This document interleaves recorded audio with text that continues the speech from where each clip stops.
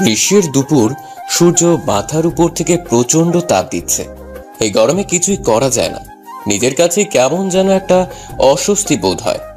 College ক্যাম্পাসের বড় কৃষ্ণচূড়া গাছের তলায় বসে আছে নুসরাত, মিম, জান্নাত, রিয়া। সবার হাতে রয়েছে একটা করে আইসক্রিম। এক একজনের বেস্টু, কেউ কাউকে ছাড়া কিছু বুঝে না। নুসরাত বলতে গেলে এই কলেজের সবার ক্রাশ। দেখতে কোনো দিক দিয়ে কম না। শ্যামলা শরীরের গঠন, গোলগাল মুখ, হাসি দিলে গালের দুই পাশে টোল পড়ে, চোখ জোড়া হালকা নীলাভ। কোনো ছেলে প্রথম দেখাতেই রাতের ঘুম হারাম হয়ে যাবে। নুসরাতের বাবা শহরের বড় একজন বিজনেসম্যান, বেশ নামডাক আছে শহরে তার বাবার। নুসরাত খুব দুষ্টু প্রকৃতির মেয়ে। বড়লোকের আদরের সন্তান একটু পাঁচই তো হবেই। সবাই গাছতলায় বসে বসে আড্ডা দিচ্ছিল। মাঝ থেকে মিম বলে উঠে, আজকে কলেজের ইকোনমিক্সের নতুন স্যার আসছে, এই সম্বন্ধে কারো কোনো খেয়াল আছে? হঠাৎ মিমের এমন কথা শুনে সবাই মিমের দিকে সরু চোখে তাকায়। আরে জানি জানি, এই কলেজের সবগুলো স্যার বুড়া বুড়া, সবার বিয়ে হয়ে গেছে। একটা ইয়াং স্যার আনলেই তো হয়। কেন রে, ইয়াং স্যার আসলে আবার অন্যভাবে পড়া বুঝাবে নাকি? পড়া তো একটাই নাকি? আরে ধুর, তুই কিছু বুঝিসই না। আমি বলছি যদি একটা ইয়াং স্যার থাকতো তাহলে একটা প্রেম করা যেত। কি, তুই স্যারের সাথে প্রেম করতি? এত অবাক হওয়ার কি আছে? স্যারের সাথে প্রেম করলে কি কোনো সমস্যা হবে নাকি? আমাদের আরো বেশি ভালো হবে, পরীক্ষায় ভালো নাম্বার পাবো। নুসরাত, তুই যেভাবে বলছিস সেটা কিন্তু বাস্তবে সম্ভবই না। আর সবচেয়ে বড় কথা হলো এই কলেজে কখনো ইয়াং স্যার আসবে না। এটাই আমাদের দুর্ভাগ্য। এটা এমন একটা কলেজ, কি আর বলবো নিজের কলেজের নামে। থাক, আর কিছু বলতে হবে না। গেটের দিকে তাকিয়ে দেখ, কে যেন গাড়ি নিয়ে ক্যাম্পাসে প্রবেশ করছে। জান্নাতের কথা শুনে সবাই ক্যাম্পাসের গেটের দিকে তাকায়। ব্ল্যাক কালারের একটা দামি গাড়ি ক্যাম্পাসে প্রবেশ করে সবাই বলাবলি করছে, এত দামি গাড়ি নিয়ে কে কলেজে আসলো? নিশ্চয়ই কোনো ক্ষমতাশালী ব্যক্তি হবে। সবাই প্রহর গুনছে কখন গাড়ি থেকে লোকটা নামবে। অবশেষে গাড়ি থেকে একটা সুদর্শন যুবক নামে। লম্বায় 6 ফুট 3 ইঞ্চি হবে, মাথায় এক বোঝা সিল্কের চুল, নিউ হেয়ার স্টাইলে, চোখে কালো স্টাইলিশ চশমা, গোলাপি রঙের ঠোঁট জোড়া, মুখে ক্লিন শেভ দেওয়া, পরনে তার সাদা শার্ট, কালো প্যান্টের সাথে ইন করা। কলেজের সব মেয়েরা তো ছেলেটাকে দেখে অবাক হয়ে গেছে। ছেলেটার গায়ের রংটা একেবারে ফর্সা। সবাই বলাবলি করছে ছেলেটা কত হ্যান্ডসাম, কিউট, হট। কিন্তু সেদিকে নুসরাতের কোনো খেয়ালই নেই। এক মনে বসে বসে আইসক্রিম খাচ্ছে। নুসরাত, দেখছিস ছেলেটা কত কিউট? এমন একটা ছেলে যদি আমার বয়ফ্রেন্ড থাকতো তাহলে সারাদিন শুধু ওকে দেখেই যেতাম। মিমের কথা নুসরাতের কাছে কেমন যেন বিরক্ত বিরক্ত লাগছে। একটা ছেলেকে নিয়ে এভাবে পড়ে থাকলে হবে? দুনিয়ায় মনে হয় না আর এমন ছেলে খুঁজে পাওয়া যাবে। কি শুরু করেছিস তোরা? কতক্ষণ ধরে একটা ছেলেকে নিয়ে সবাই এমন করছিস কেন? পৃথিবীতে কি এটাই একমাত্র ছেলে? আরো আছে? আমার আর কোনো ছেলে চাই না, এটা হলেই যথেষ্ট। এখন সামনে সুদর্শন ছেলে থাকতে পৃথিবী ঘুরতে হবে কেন? এবার থাম তোরা, কলেজের সময় হয়ে এসেছে। তাড়াতাড়ি চল, ক্লাসে যাই। নুসরাতের কথা শুনে সবাই বিরক্ত বোধ করে। কত সুন্দর করে বসে বসে মজার আড্ডা দিচ্ছিল, কিন্তু এই ক্লাসের যন্ত্রণায় তার হলো না। একদিন ক্লাস না করলে কি আর এমন হবে ভেবে পায় না কেউ। এখনো ক্লাসে স্যার আসেনি। নুসরাত সবসময় সামনের বেঞ্চে বসে। পড়াশোনা নিয়ে সে একটু সিরিয়াস। মজার সময় মজা, লেখাপড়ার সময় লেখাপড়া। এখনো স্যার আসেনি, আরো কিছুক্ষণ বসে আড্ডা দিলে কতই না ভালো হতো। এই নুসরাতের জন্য আসতে হয়েছে। আরো কিছুক্ষণ বসে থাকতাম আর তোরা সবাই সেই অচেনা ছেলেটার বিষয়ে কথা বলে আমাকে পাগল করে দিতি। ছেলেটার সম্পর্কে আর কিছু বলতাম না, তুই আমাদের সাথে বসে আড্ডা দিলেই দেখতি। জানা আছে তোদের সম্পর্কে, তোদের এক একটাকে আমি খুব ভালো করেই চেনা আছে আমার। তবে নুসরাত, তুই আর যাই বলিস না কেন, ছেলেটা কিন্তু সেই লেভেলের কিউট ছিল। ফরেনার একটা ভাব আছে। ওই ছেলেটার সম্পর্কে আমার কাছে যদি আরেকটা কথা বলিস তাহলে কিন্তু ভালো হবে না। এই নুসরাত, আমি তখন থেকে একটা ব্যাপার লক্ষ্য করছি, তুই ছেলেটার কথা শুনে এমন রেগে যাচ্ছিস, কিন্তু কেন? রাখবো না কেন সেটা বল আমাকে। একটা অজানা ছেলেকে নিয়ে এমন মন্তব্য করছিস যা শুনে আমার প্রচন্ড রাগ লাগতেছে। আমরা একটা ছেলেকে নিয়ে এমন মন্তব্য করতেই পারি, সেটা আমাদের জানা শোনা বা অচেনা থাকলেও তোর সমস্যা কোথায় সেটাই তো বুঝতে পারছি না। কি ব্যাপার নুসরাত মামুনি, ছেলেটাকে দেখে তুইও মনে হয় ক্রাশ খেয়েছিস। নিজের পছন্দের জিনিস তো কখনো আমাদের কাউকে দিস না, তার মানে তুই ছেলেটার উপর ফিদা? কি বলতে চাচ্ছিস তুই? এই নুসরাত চৌধুরী কারোর ওপর ক্রাশ খাবে? আমি নুসরাত চৌধুরী, কত ছেলে আমার পেছনে পড়ে থাকে, খবর নিয়ে দেখতে পারিস। আমার ক্রাশ হবে নাকি এরকম একটা ছেলে? এটা তুই ভাবলি কি করে? হয়েছে থাম এবার তুই। প্রিন্সিপাল স্যার আসছে মনে হয়, সামনে দেখ। জান্নাতের কথা শুনে সবাই সামনের দিকে তাকায়। প্রিন্সিপাল স্যার ক্লাসে প্রবেশ করছে, ওনার পেছনে পেছনে কেউ আসছে, কিন্তু সেই লোকটার মুখের ফেসটা স্পষ্ট বোঝা যাচ্ছে না। এইবার সবার সামনে এসে দাঁড়ায় প্রিন্সিপাল স্যার আর লোকটা। সবাই অবাক দৃষ্টিতে সেদিকে তাকিয়ে আছে, বোঝার চেষ্টা করছে কিছুক্ষণ আগে গাড়ি থেকে নামা হ্যান্ডসাম ছেলেটা এই ক্লাসে প্রিন্সিপাল স্যারের সাথে কিসের জন্য এসেছে। প্রিন্সিপাল স্যার খুব মজার একটা মানুষ, সব সময় হাসি খুশি থাকতে পছন্দ করেন। স্যার নিজের চশমাটা ঠিক করে সবার দিকে তাকায়। উপস্থিত সবগুলো স্টুডেন্ট অবাক হয়ে তাকিয়ে আছে। স্যার মুচকি হাসে। কি ব্যাপার, সবাই এমন অবাক দৃষ্টিতে তাকিয়ে আছো কেন? আমাকে কি এই প্রথম দেখছো নাকি তোমাদের ক্লাসে? সবাই মাথা নাড়ায়, যার মানে না, স্যার এর আগেও অনেকবার এই ক্লাসে এসেছে, কিন্তু আজ হঠাৎ নতুন একজনকে নিয়ে এসেছে, যার কারণে সবার মনে প্রশ্ন জেগেছে, কে এই সুদর্শন যুবক। তোমাদের সবার মনে হয়তো প্রশ্ন জেগেছে, কে এটা আমার সাথে দাঁড়িয়ে আছে? আমি এখন পরিচয় করিয়ে দিব। এটা তোমাদের নতুন টিচার, ইকোনমিক্সের উপর মাস্টার্স কমপ্লিট করেছে কানাডা থেকে। এখন থেকে প্রতিদিন তোমাদের এইসব বিষয়ে লেকচার শোনাবে তিনি। নতুন স্যারের সাথে তোমরা সবাই নিজেরা পরিচয় হয়ে নাও। আমি এখন যাই তাহলে। প্রিন্সিপাল স্যার ক্লাস ত্যাগ করে চলে যায়। কিছুক্ষণ আগের কলেজের সবার ক্রাশ এখন সবার স্যার। ব্যাপারটা খুবই হাস্যকর। নুসরাত এবার ভালো করে নতুন করে স্যারের দিকে তাকায়। দেখতে খারাপ না, তবে কেমন যেন একটা বিদেশি ভাব আছে স্যারের আচরণে। নুসরাতের কোনো দিকে খেয়াল নেই, এক দৃষ্টিতে তাকিয়ে আছে নতুন স্যারের দিকে। নিজেও কি স্যারের প্রতি আসক্ত? এটা ভেবেই নুসরাতের নিজের উপর নিজেরই রাগ হয়। নতুন স্যার নিজের পরিচয় দিতে শুরু করলেন। আমি রায়ান রহমান রিয়ান চৌধুরী, ইকোনমিক্সের উপর কানাডা থেকে মাস্টার্স কমপ্লিট করে এসেছি। আমার বাসা গুলশানে, নিজের পরিবারের সাথে থাকি। আমার বাবা ঢাকার একজন বড় বিজনেসম্যান। কম বেশি সবাই হয়তো চিনো আরিয়ান চৌধুরীকে, তিনিই আমার বাবা। এটাই আমার সংক্ষিপ্ত পরিচয়। আজ থেকে প্রতিদিন তোমাদের ক্লাস নিব আমি। এখন তোমরা নিজেদের পরিচয় আমাকে বলো। ছেলেদের থেকে পরিচয় পর্ব শুরু হয়। একে একে সবাই নিজেদের পরিচয় দিয়ে দেয়। এখন নুসরাতের কাছে এসে দাঁড়ায় রিয়ান। নুসরাত বসা থেকে উঠে দাঁড়ায়, মাথাটা হালকা নিচু করে বলতে থাকে, আমি নুসরাত চৌধুরী, এবার অনার্স প্রথম বর্ষে পড়ছি। আমার বাবা শহরের একজন বিজনেসম্যান।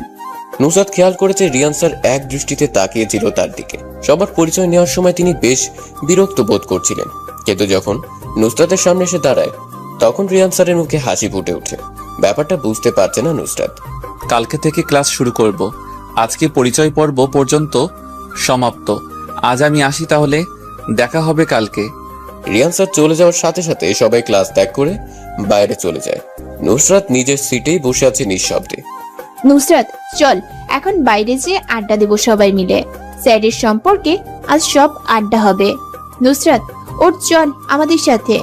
আড্ডা দেবো ঠিক আছে, কিন্তু রিয়ান স্যারের সম্পর্কে আমার সামনে কিচ্ছু বলতে পারবি না, সেটা ভালো হোক কিংবা খারাপ। সেটা পরে দেখা যাবে। এখন তুই বসা থেকে উঠে দাঁড়া আর আমাদের সাথে চল। জীবনের বিবিধ অত্যাশ্চর্য সফলতার উত্তেজনা অন্য সবাই বহন করে। জীবনে এটা গুরুত্বপূর্ণ না, এক গভীরভাবে অচল মানুষ হয়তো এই নবীন শতাব্দীতে নক্ষত্রের নিচে। নুসরাতের মাথায় এখন একটা বিষয় চেপে বসে আছে, সেটা হলো রিয়ান স্যার। কেন তিনি এইভাবে তাকালো? কি ছিল সেই মায়াবী চোখের তাকানোর মাঝে? রহস্যের মায়াজাল ঘিরে ধরেছে নুসরাতকে। নুসরাত আমি কিন্তু অনেকক্ষণ ধরে লক্ষ্য করছি তুই কেমন যেন অন্যমনস্ক হয়ে গেছিস। সকালে তো কত সুন্দর করে আমাদের সাথে জমিয়ে আড্ডা দিচ্ছিলি, কিন্তু ক্লাসে ঢোকার পর থেকে কিছু একটা নিয়ে চিন্তা করছিস তুই। নুসরাত নিজের চিন্তিত মুখে হাসি ফোটানোর বৃথা চেষ্টা করছে, কারণ সে জানাতে চায় না রিয়ান স্যারের রহস্যময় বিষয়টা। কোথায় আমি অন্যমনস্ক হয়ে আছি? তোরা নতুন স্যারের কথা বলতে বলতে আমাকে পাগল করে ফেলেছিস। এখন আবার কিন্তু সেই বিষয় নিয়ে কোনো কথা বলবি না।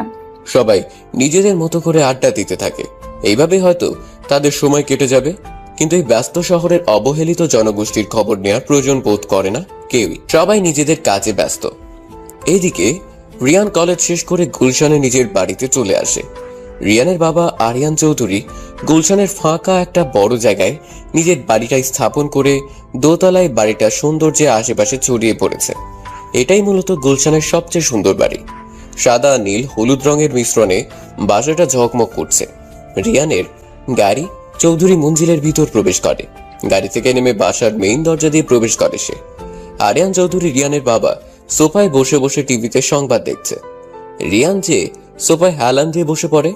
সে একটা সার্ভেন্টকে ডাক দিয়ে বলে ঠান্ডা পানি দিয়ে যেতে। কি ব্যাপার রিয়ান, খুব টায়ার্ড নাকি তুমি? বাইরে থেকে এসেই ফ্রেশ না হয়ে সোফায় বসে পড়লে? রিয়ানের চোখে হতাশার ছাপ। ক্লান্তিতে শরীরটা ছেয়ে গেছে।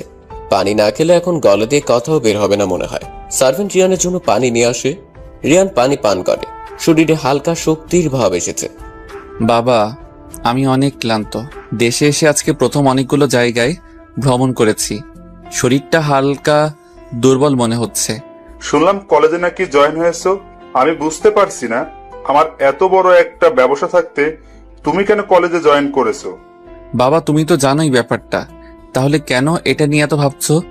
আমি কিছুদিন পরেই অফিস জয়েন করব। খুশি হলাম কথাটা শুনে। তবে তোমার বিয়ের ব্যাপারটা নিয়ে আমি আর তোমার মা কিন্তু বেশ ভালোই চিন্তিত। কেন কেন আমার বিয়ে নিয়ে তোমাদের এত চিন্তা কেন? আমি আমার সিদ্ধান্ত তো তোমাদেরকে আগেই জানিয়ে দিয়েছি। আমি তো সেটা বুঝতে পারছি, কিন্তু তোমার সেটা শুনতে বা মানতে নারাজ। এখন তুমি তোমার মায়ের সাথে কথা বলে দেখো কি বলে সে। আমি এখনই যে মার সাথে এটা নিয়ে কথা বলছি, তোমাকে আর চিন্তা করতে হবে না। কথাটা বলে রিয়ান মায়ের রুমের দিকে যেতে থাকে। রিয়ানের মা রাফিয়া চৌধুরী বিছানা চোখ জোড়া বন্ধ করে শুয়ে আছে। রিয়ান যে মায়ের পাশে বসে, হঠাৎ কেউ বিছানার উপর বসায়। রিয়ানের মা চোখ জোড়া মেরে তাকায়। কখন এসেছিস বাবা? দেখে মনে হচ্ছে ফ্রেশ না হয়ে চলে এসেছিস আমার কাছে। কোনো কিছু প্রয়োজন? মা, আমার কিছু প্রয়োজন নেই এখন। বাবার কাছে শুনলাম আমার বিয়ে নিয়ে নাকি তোমরা অনেক চিন্তিত। আমার একমাত্র ছেলে, তার বিয়ের বয়স হয়েছে, এখন এটা চিন্তা না করলে কি হয়? আগে থেকে তো সবকিছু ঠিক করতে হবে। মা, তুমি তো জানোই আমার কথা, তাহলে কেন আবার নতুন করে এসব নিয়ে চিন্তা করছো? তুই এখন গিয়ে ফ্রেশ হয়ে নে, এটা নিয়ে আমরা পরে কথা বলবো। দেখে মনে হচ্ছে সারাদিন বাইরে থেকে কিচ্ছু খাসনি, মুখটা একদম শুকিয়ে গেছে। রিয়ান মায়ের রুম থেকে বের হয়ে যায়। এখন ফ্রেশ হতে হবে, সেটা নিশ্চিত জানে। বাবা বা কখনো তার অমতে কিছু করবে না।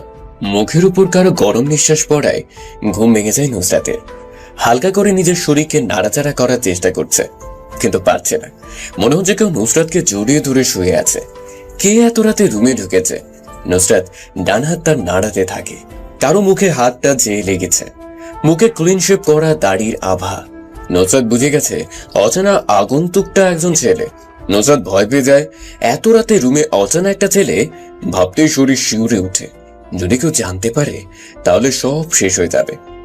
নুসরাত কিছু না ভেবে চিৎকার দিতে যাবে, তখনই তার ঠোঁটের উপর নরম কিছু একটা দিয়ে চেপে ধরা হয়। অচেনা আগন্তুকটা নিজের গোলাপি ঠোঁট জোড়া দিয়ে নুসরাতের ঠোঁট চেপে ধরে আছে। নুসরাতের পায়ে শ্বাস আটকানো অবস্থা। আগন্তুক পাগলের মতো করে নুসরাতের ঠোঁট জোড়ায় কিস করতে থাকে। প্রায় 4 মিনিট পর নুসরাত মুক্ত হয়। শোয়া থেকে উঠে বসে নুসরাত। জোরে জোরে শ্বাস চলছে। আর কতক্ষণ এই অবস্থা থাকলে নিশ্চিত মৃত্যু হতো। আগন্তুক অন্ধকারের ভিতরে নুসরাতের কানে কানে ফিস ফিস করে বলতে থাকে, চিৎকার করলে তোমার মান সম্মান চলে যাবে, আমার তেমন কিছু হবে না। সো যেটা হচ্ছে সেটা হতে দাও, নয়তো কি হবে সেটা তুমি ভালো করে বুঝতে পারছো। নুসরাতের ভিতর ভয় আর অস্থিরতা গ্রাস করেছে। বুকের ভিতর কেউ মনে হয় হাতুড়ি থেরাপি দিচ্ছে। কি করবে এখন? চিৎকার করলে মান সম্মানের ছিটে ফোটাও থাকবে না। পৃথিবীতে বাঁচা অসম্ভব হয়ে যাবে যদি এখন অচেনা আগন্তুকের কথায় সাড়া দেয়। মাথায় এক বোঝা চিন্তা এসে পড়েছে। আগে কখনো ছেলে মানুষের এত কাছে যায়নি নুসরাত। আর যদি কোনো অঘটন ঘটে যায় তাহলে কি করে নিজের মুখ দেখাবে মা বাবার কাছে? দয়া করে আমার সাথে খারাপ কিছু করবেন না। আমি আমার এই মুখ কাউকে দেখাতে পারবো না। মৃত্যু ছাড়া আমার কোনো গতি থাকবে না। নুসরাত কথা বলছে আর নিঃশব্দে কান্না করছে। আগন্তুক নুসরাতের মুখটা চেপে ধরে। মৃত্যুর কথা কখনো মুখেও আনবে না, তাহলে কিন্তু খারাপ কিছু হয়ে যাবে। আমি তোমাকে ভালোবাসি, তোমার অসম্মান হবে এমন কাজ আমি কখনো করব না। অনেকদিন পর তোমাকে নিজের কাছে পেয়েছি, তাই কন্ট্রোল করতে পারছি না। নুসরাত অবাক, একটা ছেলে তাকে ভালোবাসে আর সে এটা জানেও না। কিন্তু কে এই ছেলে? পরিচিত বলে মনে হচ্ছে না। কে আপনি? পরিচয় বলেন আপনার। আমার অজান্তেই আমাকে কেউ ভালোবাসে, আমি তাকে দেখতে চাই। এমন অদৃশ্য হয়ে আসার কারণ কি? আমি তোমাকে তোমার অজান্তেই ভালোবেসে ফেলেছি। আমাকে তুমি দেখতে পারবে না। আমি আসবো কোন একদিন তোমার সামনে নিজের পরিচয় নিয়ে, ওই দিনই না হয় আমাকে মন ভরে দেখে নিও। নুসরাত এই প্রথম কোন এক অজানা অনুভূতির সম্মুখীন হয়েছে। এত রাতে রুমে কখনো কোনো ছেলের সাথে বসে বসে ফিসফিসে কথা বলা হয়নি। আপনি কখন যাবেন? যদি আমার বাবা মা বুঝতে পারে আমার রুমে কোনো ছেলে আছে, তাহলে কিন্তু আপনাকে আর আমাকে মেরেই ফেলবে। তোমার বাবা মা কেউ জানবে না। আমি ফজরের আগে চলে যাব। অনেকদিন পর তোমাকে কাছে পেয়েছি, ছেড়ে যেতে মন চাচ্ছে না। আমি আপনার বউ না যে আমার সাথে থাকার আশা করছেন। এখন বউ না তো কি হয়েছে, একদিন তো আমার ঘর আলোকিত করে নতুন বউ সেজে আসবে। এখন না হয় ভালোবাসার মানুষ হয়ে থাকো। শখ কত আমাকে বিয়ে করার? আমি কখনো আপনার মতো মানুষকে বিয়ে করব না। আপনি এক্ষুনি চলে যান, নয়তো খারাপ কিছু করে ফেলবো আমি। কথাটা শুনে আগন্তুক নুসরাতকে পেছন থেকে জড়িয়ে ধরে নুসরাতের ঘাড়ে মুখ গুজে। আগন্তুকের গরম নিঃশ্বাসে নুসরাত শিউরে ওঠে। মনের ভিতর কেমন যেন একটা অনুভূতির সৃষ্টি হচ্ছে, যেটা আগে কখনো ঘটেনি তার সাথে। নুসরাত আগন্তুকের কাছ থেকে ছুটার জন্য নাড়াচাড়া করতে থাকে, কিন্তু আগন্তুক নুসরাতকে কোনোভাবে ছাড়ার জন্য প্রস্তুত নয়। আগন্তুক যেন আরো পাগল হয়ে গেছে। দু হাত দিয়ে নুসরাতের মুখটা সামনে এনে দুজনের কপালটা স্পর্শ করায়। দুজনের ভারী নিঃশ্বাস মুখের উপর পড়ছে। আগন্তুক নুসরাতের ঠোঁটের সাথে নিজের ঠোঁট জোড়া মিশিয়ে দেয়। কিছুক্ষণ পর নুসরাতকে ছেড়ে উঠে দাঁড়ায় আগন্তুক। নুসরাত ভয় কাঁপছে। সে নিজেও লজ্জায় পড়ে গেছে একটা অচেনা ছেলের সাথে। এটা কি হয়ে গেল ভাবতেই গা ছিমছিম করছে। নুসরাত ঠোঁটের কোণে হালকা ব্যথা অনুভব করে। তার মানে আগন্তুক নুসরাতের ঠোঁটে কামড় দিয়েছে। নুসরাতের রুমের দক্ষিণ পাশে একটা বড় ব্যালকনি রয়েছে, যেখান থেকে শহরটাকে বেশ ভালোই বোঝা যায়। আগন্তুক রুমের ঠিক দক্ষিণ পাশের ব্যালকনিতে যেয়ে দাঁড়ায়। নুসরাত বিছানা থেকে নেমে ব্যালকনির দিকে যেতে থাকে, মূলত আগন্তুক কিভাবে যায় এটাই দেখার জন্য। বাইরে আলো চলছে, সেই আলোতে নুসরাত দেখতে পাচ্ছে আগন্তুকের পরনের কালো কালারের জিন্স জ্যাকেট, স্টাইলিশ ছেঁড়া প্যান্ট, মুখে কালো কালারের মাস্ক। কিন্তু আগন্তুকের মুখে মাস্ক আগে ছিল না, তাহলে এখন আসলো কোথা থেকে ভেবে পায় না নুসরাত। আগন্তুক রাতের অন্ধকারে নিঃশব্দে মিলিয়ে যায়। আজ নিজেকে বড় একা একা মনে হচ্ছে নুসরাতের। জানা নেই শোনা নেই, হঠাৎ মাঝরাতে কোনো অপরিচিত ছেলে এরকম কিছু করতে পারলো ভাবতেই পারছে না নুসরাত। কিছুক্ষণ আগের ঘটনা মনে করার চেষ্টা করলেই বুকটা ধক করে ওঠে। তবে এটা ভেবে নুসরাত একটু শান্ত হয়, ছেলেটা সত্যিই নুসরাতকে ভালোবাসে। নাহলে এত রাতে একটা ছেলে একটা মেয়েকে এত কাছে পেয়েও খারাপ কিছু করেনি। কি করার বাকি রেখেছে ছেলেটা?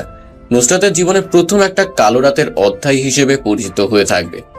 এমন অবাক করা ঘটনা জীবনের শেষ মুহূর্ত পর্যন্ত মনের এক কোণে গেঁথে থাকবে নুসরাতের। আজ 2 দিন পর নুসরাত কলেজে এসেছে। ভয়ঙ্কর অতীতটা চোখের সামনে ভাসছে। নিজেকে স্বাভাবিক রাখার চেষ্টা করছে সে। অতীত নিয়ে সামান্য চিন্তা ভাবনা দোষের কিছু নেই। যদি মানব জীবনের সমস্ত কিছু অতীত দিয়ে বিচার করা হয়, তাহলে সেটা শুধু দোষের নয়, বরং সেটা মানুষের ভবিষ্যতের জন্য অনেক ক্ষতিকর। সবারই একটা অতীত থাকে, যেখানে হাসি খুশি ভরা কিছু মুহূর্তের পাশাপাশি থাকে চোখ ভেজানো গল্প। কিন্তু যতই চেষ্টা করা হোক না কেন, আমরা না পারি মুছতে বা ভুলতে, বরং যতই ভুলতে চেষ্টা করি ততই মনে পড়ে যায়।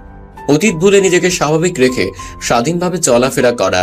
মিম, জান্নাত, রিয়া সকলে কৃষ্ণচূড়া গাছতলায় বসে বসে আড্ডা দিচ্ছে। আজ তাদের সাথে আড্ডা দিতে নুসরাত নেই। নুসরাত প্রতিদিন যেই জায়গায় বসতো, আজকে সেই স্থানটা ফাঁকা। দূর থেকে সেটা লক্ষ্য করছে নুসরাত।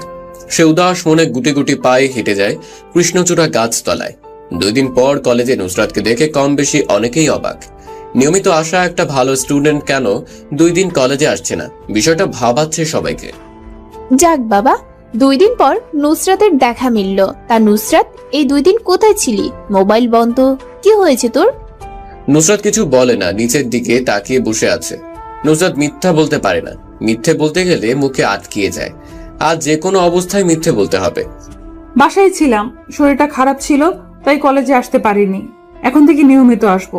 নুসরাতের চোখ জোড়া মিথ্যে কথা বলছে, কিন্তু মুখে সেটা সত্যি প্রমাণ করার চেষ্টা করছে। সে নিজেও চায় না ওই দিন রাতের ঘটনা কারো কাছে প্রকাশ পায়। নুসরাত, আমার মনে হয় তুই মিথ্যা বলছিস। কোনো কিছু একটা আমাদের থেকে লুকাচ্ছিস। কি সেটা আমাদের বল, আমরা সবাই মিলে সমাধান করার চেষ্টা করব। নুসরাতের ফ্রেন্ড সার্কেলের ভেতর জান্নাত একটু অন্য টাইপের। কোনো উদ্দেশ্য ছাড়াই মানুষের ভুল ধরতে সে বেশ দূরদর্শী। নুসরাত মনে মনে এটারই ভয় পাচ্ছিল, জান্নাত যদি কোনোভাবে বুঝে ফেলে মিথ্যা কথাটা। এখন ঠিক তাই হলো। দেখ, আমার মাথা ব্যথা করছে, চুপ কর সবাই। আমি তোদের থেকে কিছু লুকাচ্ছি না, যা বলছি সব সত্যি। আমার বিশ্বাস হয় না তুই সত্যি কথা বলছিস। তোর চোখ বলছে তুই কিছু একটা গোপন রেখেছিস ভেতরে। আমি এটা জেনেই ছাড়বো। জান্নাত, থাম এবার তুই। নুসরাতের মাথা ব্যথা করছে, এইসব বিষয় নিয়ে পরে কথা হবে। আমি এই বিষয়ে আর কোনো কথা বলবো না। একদিন নুসরাত নিজে আমাকে বলবে সমস্যার কথাটা, তখন হয়তো সময় ফুরিয়ে যাবে। সময় থাকতে বলতে হয় সবকিছু। তুই থাম জান্নাত, সব সময় মানুষকে শুধু কথা শুনিয়ে যাস কেন? আমি বলছি আমার তেমন কোনো সমস্যা নেই, তাহলে এত কথা কেন? আরে বাদ দে ওর কথা নুসরাত। কালকে আমাদের নতুন স্যার তোর সম্পর্কে জিজ্ঞেস করেছিল। আমার সম্পর্কে? ও আচ্ছা, কি জিজ্ঞেস করেছিল আমার সম্বন্ধে? তেমন কিছু না, শুধু জিজ্ঞেস করেছে তুই কেন কলেজে আসিস না। সবাই একটা বিষয় লক্ষ্য করেছিস, 2 দিন নুসরাত আসেনি বলে স্যার আমাদের জিজ্ঞেস করলো, কিন্তু আরো কত স্টুডেন্ট আসেনি সেটার কোনো খবর নেয়নি। জান্নাত হাস্যোজ্জ্বল চেহারা নিয়ে মুখাতরা বলল।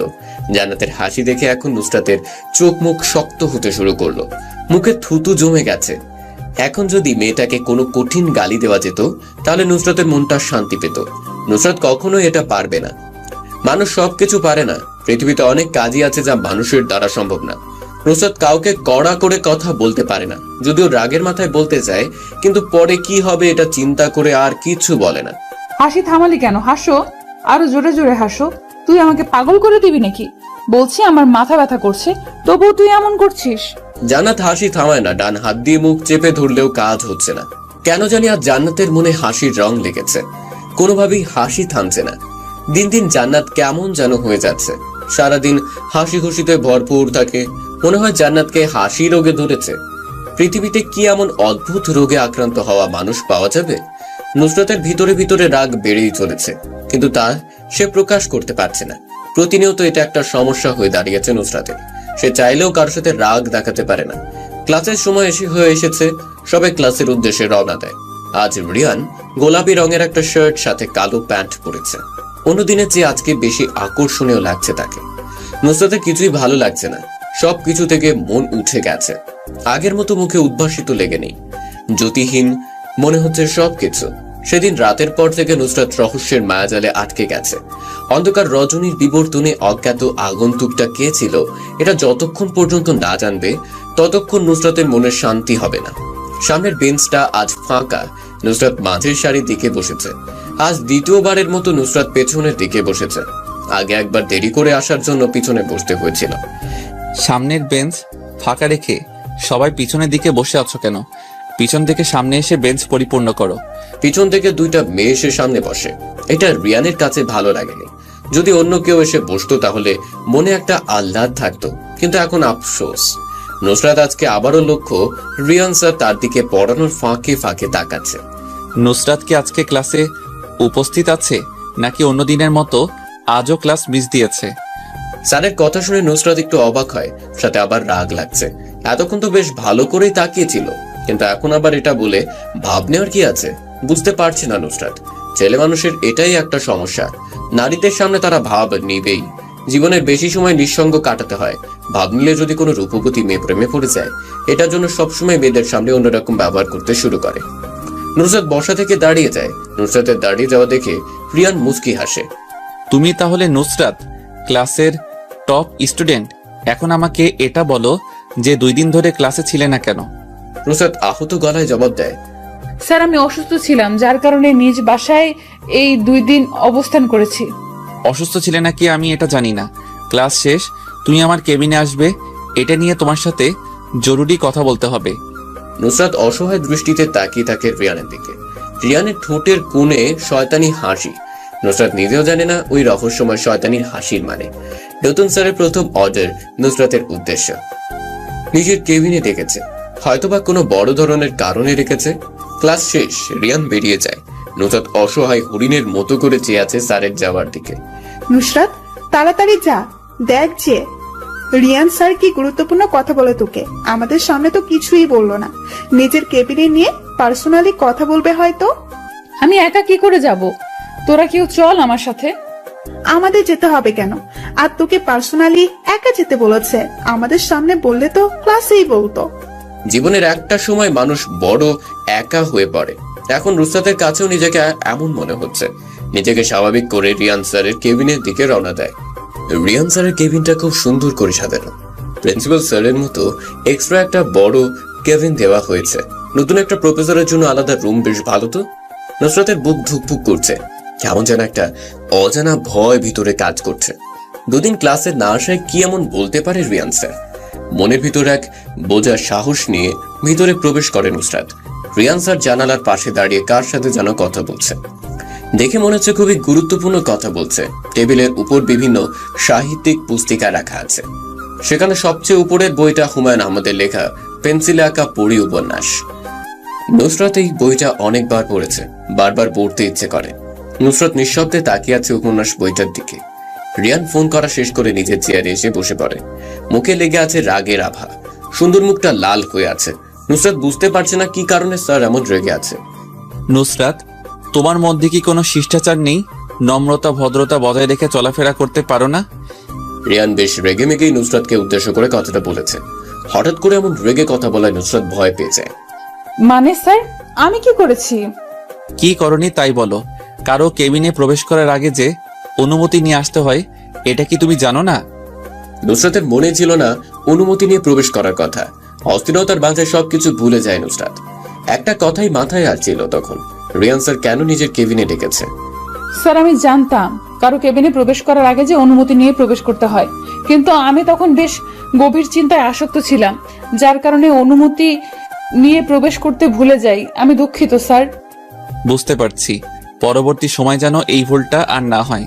এখন তোমাকে যে কারণে ডেকেছি তা শোনার জন্য কি তুমি প্রস্তুত? রিয়ানের গলার আওয়াজ কমে গেছে। এতক্ষণ যেমন একটু বেশি জোরেই কথা বলছিল, এখন তা প্রায় নীরব। নুসরাত লক্ষ্য করছে রিয়ান স্যারের চোখে মুখে অস্থিরতা কাজ করছে। কোনো গুরুত্বপূর্ণ কথা বলতে কি এত ভেবে চিন্তা করে বলতে হয় নাকি? এতক্ষণে এত কথা বলা যেত, কিন্তু প্রায় 10 মিনিট হয়ে গেছে। এখন পর্যন্ত রিয়ান স্যার মুখ দিয়ে কোনো বাক্য উচ্চারণ করেনি। নুসরাত বিরক্ত হয়ে গেছে দাঁড়িয়ে থাকতে থাকতে। কতক্ষণ এভাবে নিঃশব্দে চুপ করে দাঁড়িয়ে থাকা যায়? বিরক্ত হয়ে নুসরাত মুখ খুলে, স্যার, আর কতক্ষণ এভাবে দাঁড়িয়ে থাকবো? দাঁড়িয়ে থাকতে থাকতে আমার পা ব্যথা করছে। আমি আজকে আসি, আপনি অন্যদিন আমাকে যা বলার বলবেন। দাঁড়াও নুসরাত, আমাকে কথাটা আজকেই বলতে হবে। দেখো, তুমি আমাকে হয়তো তোমাদের স্যার হিসেবে কিছুদিন আগে থেকে চিনো, কিন্তু আমি তোমাকে তোমার অজান্তেই অনেক আগে থেকেই চিনি। আমার বাবার অনেক বড় বিজনেস আছে। আমি কানাডা থেকে পড়াশোনা কমপ্লিট করে এসেছি। আমি চাইলেই আমার বাবার বিজনেস সামলাতে পারতাম, কিন্তু আমি তা না করে একজনের জন্য এই কলেজে প্রফেসর হিসেবে জয়েন হয়েছি। রিয়ান কথাগুলো এক নিঃশ্বাসে বলে থামে। স্যারের কপালে হালকা ঘাম জমেছে। নিজের রুমালটা দিয়ে ঘাম মুছে নেয় তিনি। নুসরাত বুঝতে পারছে না কার জন্য এত কিছু ত্যাগ করে রিয়ান এই কলেজে জয়েন হয়েছে। স্যারকে সেই ব্যক্তি যার জন্য আপনি এত কিছু ত্যাগ করে এখানে জয়েন হয়েছেন। রিয়ান মুচকি হেসে বললে, তুমি? আমি? আমার উদ্দেশ্যে আপনি এই কলেজে জয়েন করেছেন মানে কি স্যার? আমাকে একটু বুঝিয়ে বলবেন দয়া করে। মানে তো কিছু একটা আছে, সেটা কি এখনই জানা প্রয়োজন? সবকিছুতে এত আগ্রহ থাকতে নেই। আগ্রহ থাকবে না কেন? একটা লোক আমার কারণে নিজের স্বার্থ ত্যাগ করে কলেজে এসেছে। কি সেই কারণ, এটা জানার জন্যই আমার এত আগ্রহ। যদি সেই কারণটা হয় পবিত্র ভালোবাসা, মনের গহীনে সাজানো সুপ্ত অনুভূতিগুলোর প্রেমে পড়া, তাহলে এই কারণটা কি যথেষ্ট নয়? কি বলছে রিয়ান স্যার? কিছুই বুঝতে পারছে না নুসরাত। ভালোবাসা, এখানে ভালোবাসা আসলো কোথায় থেকে? আবার রোমান্টিক কথাবার্তা চলছে। নুসরাতের কোনো ব্যাপারে জানার আগ্রহটা একটু বেশি। ছোট থেকে এটা নুসরাতের একটা শখ বলা যেতে পারে। সে রহস্যময় কথাবার্তা বলতে পছন্দ করে না, তবে রহস্যময় কথার রহস্য উন্মোচন করতে ভালো লাগে। ভালোবাসা, এখানে ভালোবাসা আসলো কোথা থেকে স্যার? আপনি কি বলছেন এসব? দেখো নুসরাত, আমি এত কিছু ভেঙে বলতে পারবো না। সামনাসামনি বলে দিচ্ছি, আমি তোমাকে অনেক আগে থেকেই ভালোবাসি, কিন্তু সেটা আজ পর্যন্ত বলতে পারিনি তোমাকে। আজ বলে দিয়েছি। আমি জানি তোমার কোনো ছেলের সাথে রিলেশন নেই, আর থাকলেও আমি সবকিছু সমাধান করে নিতাম। তোমাকে আমি ভালোবাসি। আজ থেকে এটা ভালো করে মাথায় গেঁথে ফেলো। নুসরাতকে কোনো কিছু বলার সুযোগই দিচ্ছে না রিয়ান। একটার পর একটা কথা বলেই চলেছে। নুসরাত এগুলো কিছুই শুনছে না। নুসরাতের মাথায় এখন একটাই কথা ঘুরপাক খাচ্ছে, রিয়ান স্যার ওকে ভালোবাসে। প্রথম দিন রিয়ানের রহস্যময় চাহনির মানে এখন বেশ ভালো করেই বুঝতে পারছে নুসরাত। স্যারের সাথে স্টুডেন্টের প্রেম ভালোবাসার সম্পর্ক, এটা কিভাবে সম্ভব? সমাজ কি এটা মেনে নিবে? নুসরাত কখনো রিয়ানকে ভালোবাসতে পারবে না, কারণ নুসরাতের বাবা এসব প্রেম ভালোবাসার বিশ্বাসী না। তিনি মনে করেন এখনকার ছেলে মেয়েরা এই প্রেম ভালোবাসাকে কোনো ছেলে খেলা মনে করছে। ইচ্ছে হলো প্রেম করো, পরে ছোট একটা কারণ দেখে সেটা ভেঙে ফেলা। রিয়ান এক দৃষ্টিতে তাকিয়ে আছে নুসরাতের দিকে। কি ভাবছে মেয়েটা এতক্ষণ ধরে? কখন রিয়ান প্রেম নিবেদন করেছে এখনো কোনো উত্তর সে পায়নি। নুসরাত কি এখন রিয়ানকে সরাসরি না করে দিতে পারবে? ব্যাপারটা কেমন যেন দেখায়।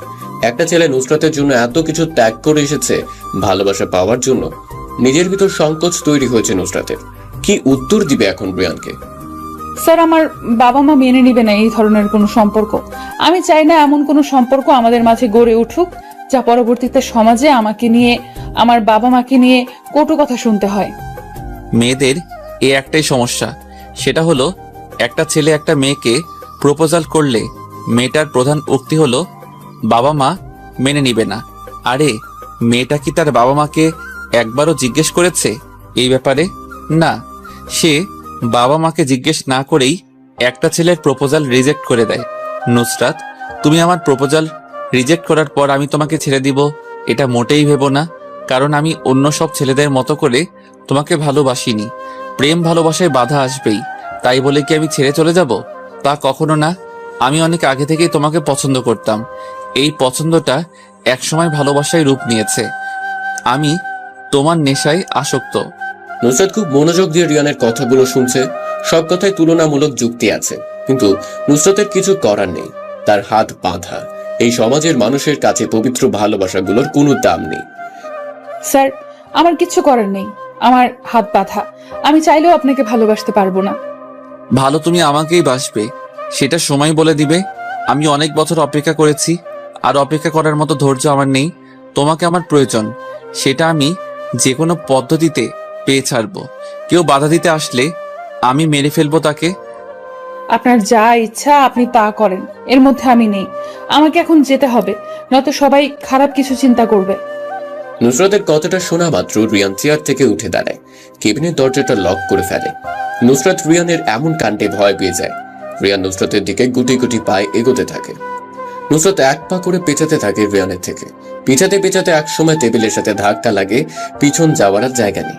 নুসরাত নিজের হাত দিয়ে টেবিল চেপে ধরে আছে। মনের ভিতর ভয় সৃষ্টি হয়েছে। রিয়ান নুসরাতের ভয় পাওয়া মুখের ফেসটা দেখে শয়তানি হাসি দেয়। রিয়ান নুসরাতের অনেক কাছে চলে এসেছে। দুজনের মধ্যে এখন এক আঙ্গুল সমপরিমাণ দূরত্ব। নুসরাতের বুকের ভেতর মনে হচ্ছে ট্রেন ছুটছে। কপালের আশেপাশে বিন্দু বিন্দু ঘাম জমেছে। চুলগুলো সেই ঘামে লেপ্টে রয়েছে। রিয়ান বিষয়টা খেয়াল করলো, নুসরাতকে অনেক আকর্ষণীয় লাগছে। নিজ হাত দিয়ে নুসরাতের লেপ্টে থাকা চুলগুলো কানের পিছনে গুজে দেয় রিয়ান। নুসরাত রিয়ানের থেকে অনেকটা খাটো, যার কারণে রিয়ানের বুকের হার্টবিটের ধুকপুক আওয়াজ ভালো করে শুনতে পাচ্ছে সে। রিয়ানের দেওয়া বডি স্প্রের ঘ্রাণটা নুসরাতের কাছে পরিচিত মনে হচ্ছে। ওই দিন রাতের অচেনা আগন্তুকের শরীর থেকেও এমন একটা ঘ্রাণ বেরিয়েছিল, আবার আজ একই ঘ্রাণ রিয়ানের শরীর থেকে পাওয়া যাচ্ছে। ব্যাপারটা কেমন যেন রহস্যময় লাগছে নুসরাতের কাছে। হঠাৎ নুসরাতের মুখের উপর রিয়ান ফু দেয়। নুসরাত হালকা কেঁপে উঠে। রিয়ানের চোখ জোড়া কি যেন বলতে যাচ্ছে, কিন্তু নুসরাত বুঝতে পারছে না। অনেক মানুষ আছে যারা আরেকজনের চোখের ভাষা বুঝতে পারে। নুসরাত আজ পর্যন্ত কারো চোখের ভাষা বুঝতে পারেনি। স্যার, কি করছেন এগুলো? ছাড়েন আমাকে, আমি চলে যাবো এখান থেকে। রিয়ান নিজের বাম হাতটা দিয়ে নুসরাতের কোমর চেপে ধরে। নুসরাত কেঁপে ওঠে। নিজের ভিতর কেমন যেন একটা অন্যরকম অনুভূতি তাড়া করছে। রিয়ানের ডান হাতটা নুসরাতের চুলের পিছনে ঘাড়ে ধরে আছে। রিয়ানের গরম নিঃশ্বাস নুসরাতের মুখের উপর পড়ছে। নুসরাতের শরীরে শিহরণ বয়ে যাচ্ছে। দুজনের মধ্যে এখন একটু ফাঁকা জায়গা নেই। রিয়ান নিজের গোলাপি ঠোঁটজোড়া নুসরাতের নরম ঠোঁটে মিলিয়ে দেয়। নুসরাত যেন এটা বিশ্বাস করতেই পারছে না। একজন শিক্ষক তার সাথে এমন একটা কাজ করতে পেরেছে। দুজন দুজনের থেকে আলাদা হয়ে আছে। রিয়ান নুসরাতের থেকে একটু দূরে দাঁড়িয়ে আছে। দুজনেই জোরে জোরে শ্বাস ফেলছে। নুসরাত মাথা নিচু করে চুপচাপ হয়ে দাঁড়িয়ে আছে। রিয়ানের দিকে চাওয়ার মতো ক্ষমতা তার নেই। একরাশ লজ্জায় সে হানা দিয়েছে নুসরাতের মুখে। রিয়ান হাত দিয়ে নুসরাতের মুখটা উঁচু করে। লজ্জায় নুসরাত পিছনের দিকে ঘুরে দাঁড়ায়। রিয়ান মুচকি হাসে। নুসরাত, এদিকে আমি দাঁড়িয়ে আছি, আমার দিকে তাকাও। ওই দিকে কি দেখো? এদিকে তাকাও বলছি। নুসরাত তবুও তাকায় না, কেমন যেন লাগছে। রিয়ান নুসরাতকে নিজের দিকে ফিরায়। লজ্জায় মেয়েটার মুখটা লাল হয়ে আছে। এত লজ্জা পেলে কিভাবে হবে? আমাদের বিয়ের পর তো আরো কত রোমান্টিক অত্যাচার তোমাকে সহ্য করতে হবে। এখন থেকে প্রতিদিন আমার কেবিনে এরকম করে প্র্যাকটিস চলতে থাকবে, যাতে করে তোমার সব লজ্জা ভেঙে শেষ হয়ে যাবে। আপনি কিভাবে আমাকে বিয়ে করবেন? একজন শিক্ষক কেমন করে তার ছাত্রীকে বিয়ে করবে? সমাজের লোকেরা কি বলবে? এমন সমাজ ত্যাগ করে দূরে কোথাও নির্জনে চলে যাব আমরা, যেখানে থাকবো আমি আর তুমি। মুক্ত আকাশে তোমাকে নিয়ে উড়াবো প্রেমের ঘুড়ি। সেখানে আমাদের বাধা দেওয়ার মতো কোনো সমাজ নামক কিছু থাকবে না। এটা নিয়ে তোমাকে চিন্তা করতে হবে না। আমি যদি আপনার সাথে না যাই তাহলে কি করবেন? জোর করে তুলে নিয়ে যাব, হোক সেটা তোমার অমতে। তোমাকে পেলে অনুভবে মন ছুঁয়ে যাবে আমার। আপনার এই অসভ্য অনুভূতি নিজের মাঝেই পুষে রাখেন। আজ আমার সাথে যা করলেন আপনি, অন্য কেউ থাকলে যে কি করতো। তাহলে তুমি অন্যদের মতো কিছু করছো না কেন? চাইলেও তো তুমি জোরে জোরে ডেকে মানুষজনকে উপস্থিত করাতে পারতে, তাহলে করনি কেন? নুসরাত বাকরুদ্ধ হয়ে যায়। বলার মতো কিছু নেই। কি বলবে এই প্রশ্নের উত্তরে? জানা নেই নুসরাতের। চাইলে নুসরাত চিৎকার দিয়ে সবাইকে জড়ো করতে পারত, কিন্তু সে নিজের অজান্তে এটা করলো না। কোন একটা মায়া কাজ করেছে রিয়ানের প্রতি, কিন্তু এমন তো হওয়ার কথা না। স্যার, আমি বরং এখন যাই এখান থেকে। আমার অনুমতি ছাড়া এক পা পর্যন্ত নাড়াবে না। আমি যখন বলবো তখন তুমি বাইরে যাবে। কিন্তু স্যার, আমার বান্ধবীরা কি মনে করবে? এতক্ষণ ধরে আমি ভিতরে কি করছি সেটা যদি জানতে চায়, তাহলে কি জবাব দিব আমি? বলে দিবে আমার আর তোমার মধ্যে এতক্ষণ কি চলছিল, আর তোমার সব বান্ধবীদের শিখিয়ে দিবে রোমান্স কিভাবে করতে হয়। আমি এই ধরনের কথা কখনো ওদের বলবো না। আমার লাজ লজ্জা বলতে এই কিছু একটা তো আছে। বান্ধবীদের সাথে রোমান্টিক বিষয় নিয়ে বলাবলি করতে সমস্যা কোথায়? কলেজ জীবনে এসব নিয়ে আমি বন্ধুদের সাথে কত মজা করতাম, আর এখন তুমি বলছো এই সামান্য বিষয় নিয়ে বলতে লজ্জা করবে?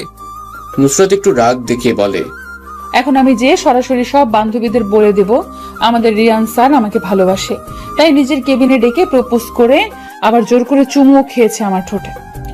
নিজের কথায় নিজেই ফেসে গেছে নুসরাত। রিয়ান হি হি হি করে দাঁত কেলিয়ে জোরে জোরে হাসতে থাকে।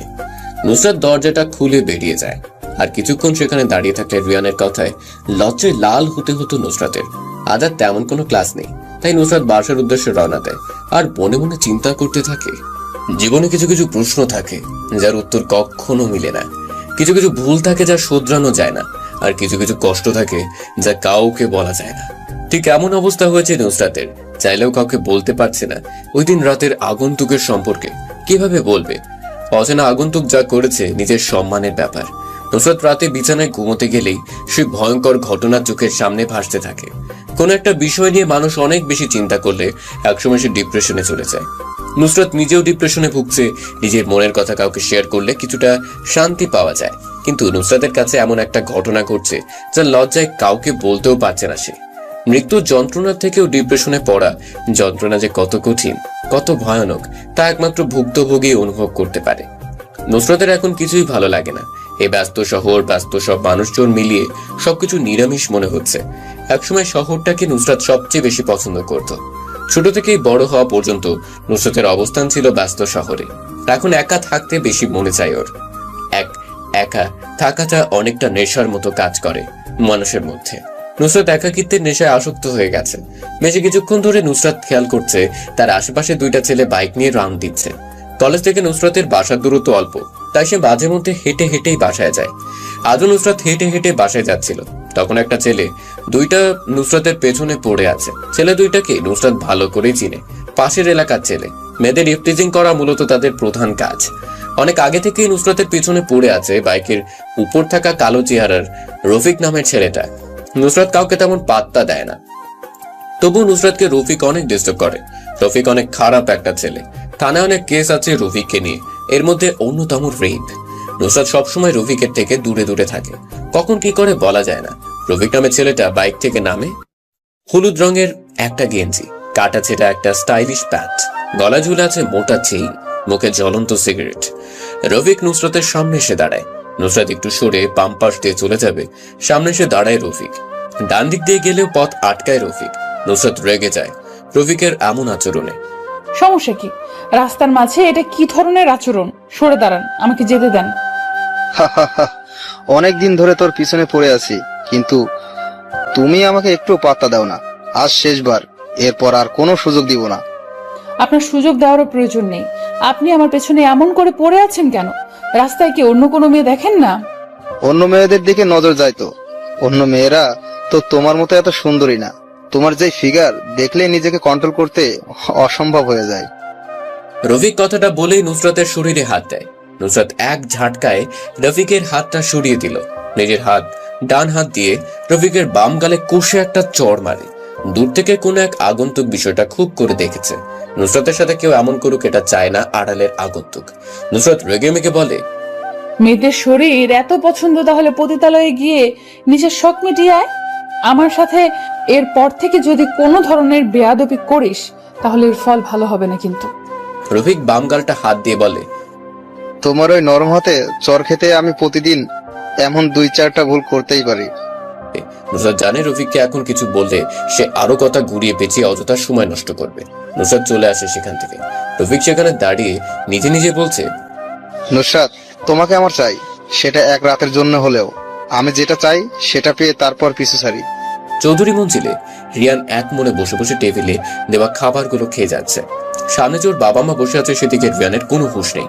রিয়ানের বাবা মা দুজনেই রিয়ানের বিয়ের ব্যাপারে অনেক চিন্তিত, কিন্তু রিয়ানের চেহারায় এই ব্যাপারে চিন্তার ছিটে ফোটাও নেই। রিয়ান, আমি আর তোমার বাবা যে এতক্ষণ এখানে বসে বসে কথাগুলো বলেছি, তুমি কি তা শুনতে পেয়েছো? রিয়ান কথাটা শুনেও না শোনার মতো করে খেয়েই যাচ্ছে।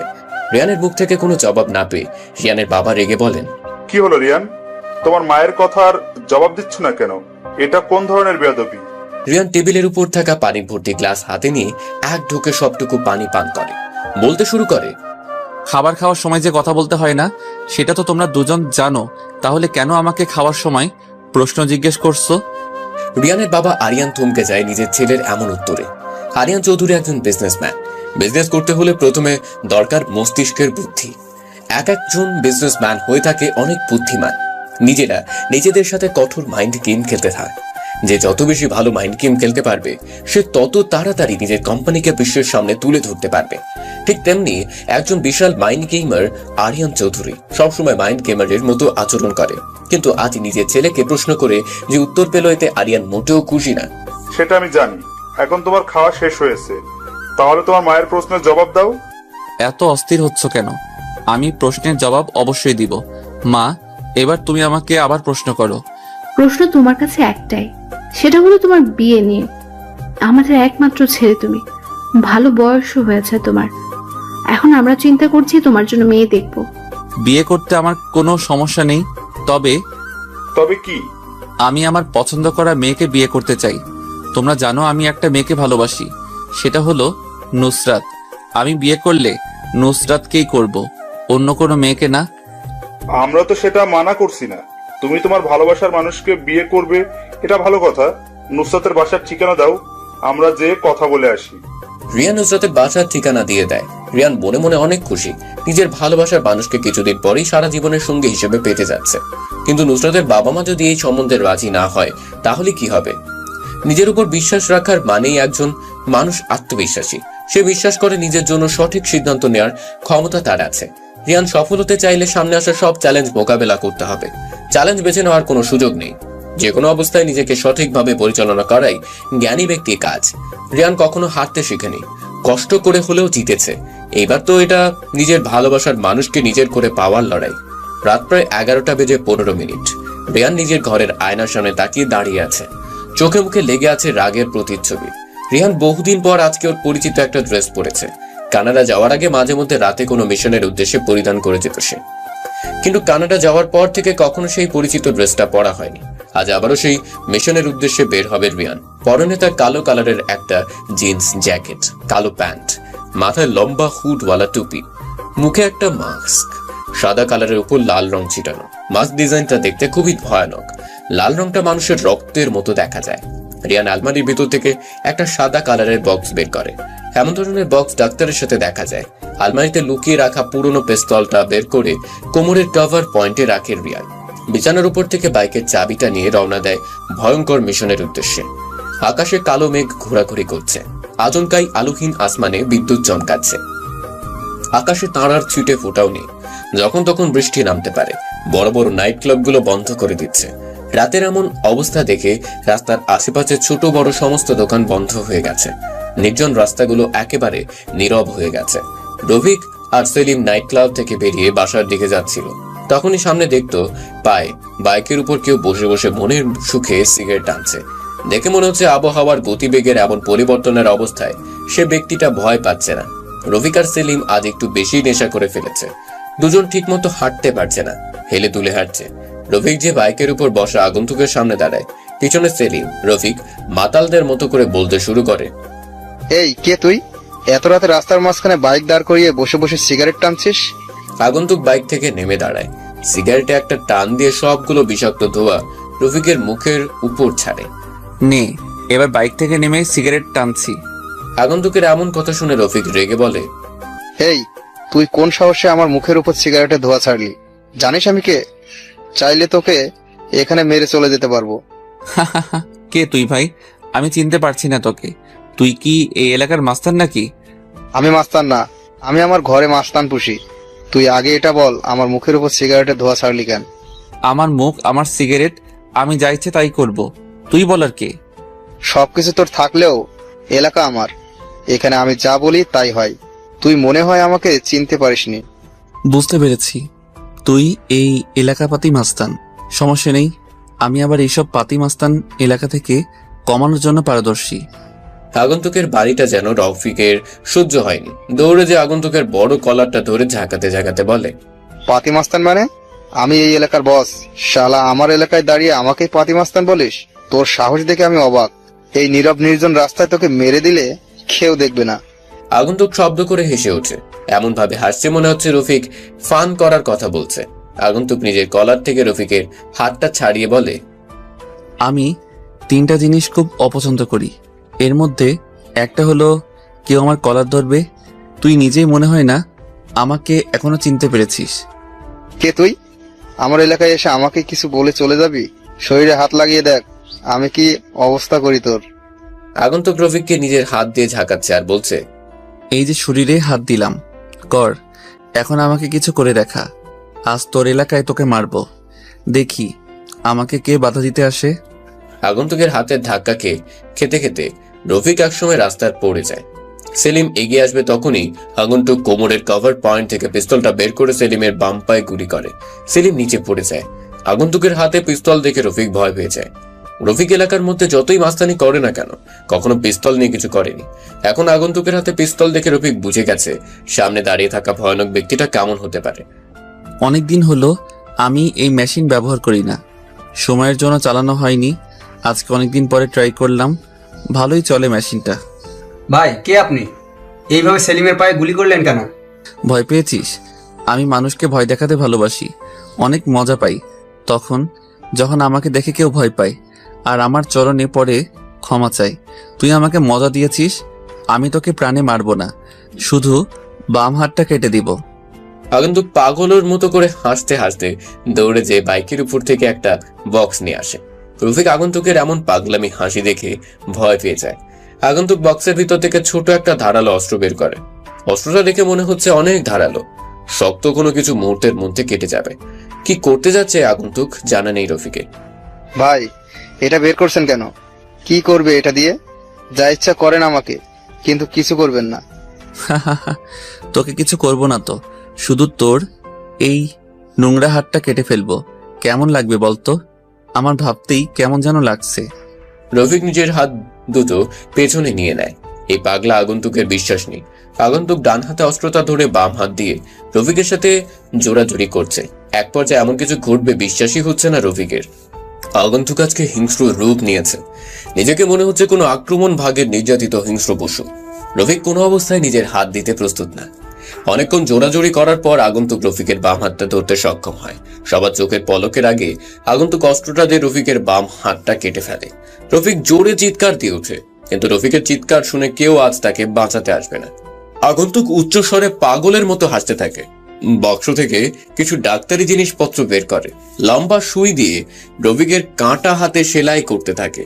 রফিক জোরে জোরে কান্না করছে। এমন ব্যথার চেয়ে মৃত্যু অনেক ভালো। আগন্তুক সেখানে আর দাঁড়ায় না, বক্সটা হাতে নিয়ে বাইকের কাছে যায়। সেলিম অজ্ঞান হয়ে নিচে পড়ে আছে। রফিক নিজের কাটা হাতের দিকে তাকাতেই ভয় পেয়ে যায়। কেমন ভয়ানক সাইকো টাইপের লোকটা।